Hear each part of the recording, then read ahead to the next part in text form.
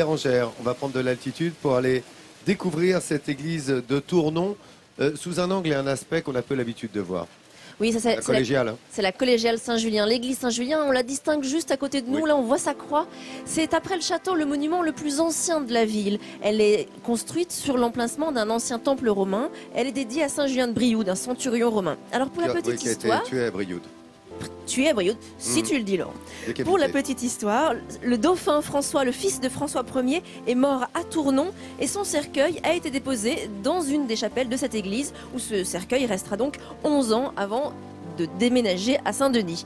Et il y a une originalité extérieure à cette église. On peut voir qu'il y a 5 maisons encastrées dans les murs de l'église. Ouais. Ce sont d'anciennes chapelles. Et à la Révolution, elles ont été vendues comme bien public et elles sont devenues des échoppes. Alors aujourd'hui, sur les 5, il ne reste que 2 magasins, un photographe et une friterie. Et les autres sont des maisons d'habitation.